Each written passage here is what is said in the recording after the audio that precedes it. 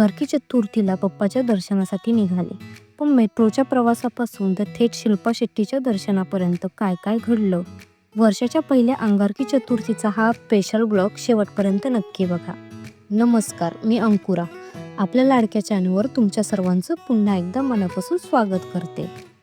आज मी कुठे वाहणार आहे आणि काय नवीन अनुभव येणार आहे ते बघण्यासाठी तयार राहा.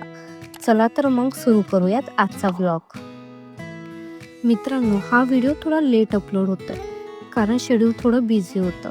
6 जानेवारीला वर्षाची पहिली अंगारकी चतुर्थी होती. सकाळी गर्दी असेल म्हणून मी दुपारी 2 वाजता घरून निघाले.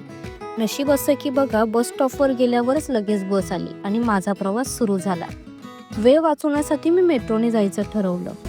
खरं सांगू, मुंबईची मेट्रो म्हणजे एकदम एअरपोर्ट सारखं फील देते. ती सुरक्षा, ती स्वच्छता, ती सेक्युरिटी, वाव, एकदम एअरपोर्ट सारखं फील येतं. प्रत्येक मुंबईकर हा मेट्रोची वाट बघत होता आणि आता मेट्रो सुरू झाल्यावर मेट्रोने कोणालाही निराश केलं नाही. सांताक्रूझ मेट्रो स्टेशन ते सिद्धिविनायक मेट्रो स्टेशन फक्त मी 15 मिनिटात पोहोचले.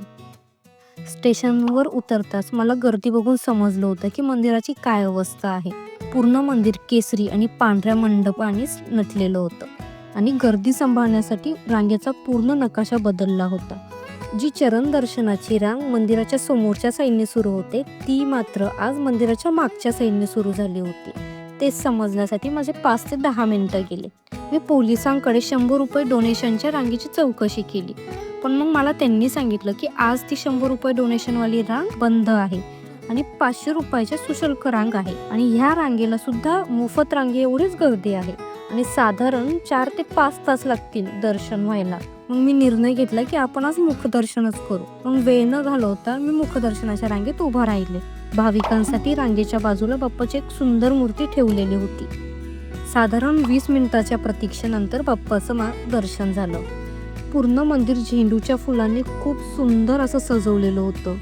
तिथून पाय निघतच नव्हता. दर्शन घेऊन बाहेर पडत असतानाच अचानक गोंधळ वाढला आणि पाहते तर काय, बॉलिवूड अभिनेत्री शिल्पा शेट्टी आपल्या कुटुंबासह दर्शनासाठी आली होती. क्षणार्धात तिथली सुरक्षा व्यवस्था बदलली गेली. हे सगळं बघताना मला मुंबई पोलिसांचा सार्थ अभिमान वाटला. या रखरखत्या उन्हात, इतक्या गर्दीत ते ट्रॅफिक आणि सुरक्षा किती समर्थपणे सांभाळत होते. बाप्पाचा आशीर्वाद घेऊन मी पुन्हा मेट्रो पकडली आणि सांताक्रूझला सुखरूप पोहोचले. मित्रांनो, हा माझा पहिला व्लॉग आहे. स्क्रिप्ट लिहिण्यापासून ते एडिटिंगपर्यंत खूप मेहनत लागते. त्यामुळे तुम्हाला हा व्लॉग कसा वाटला ते कमेंटमध्ये नक्की सांगा. व्हिडिओ आवडला असेल तर नक्की लाईक करा. आपल्या चॅनलला सबस्क्राईब करायला मात्र विसरू नका. भेटूयात पुढच्या व्लॉगमध्ये. तोपर्यंत टाटा.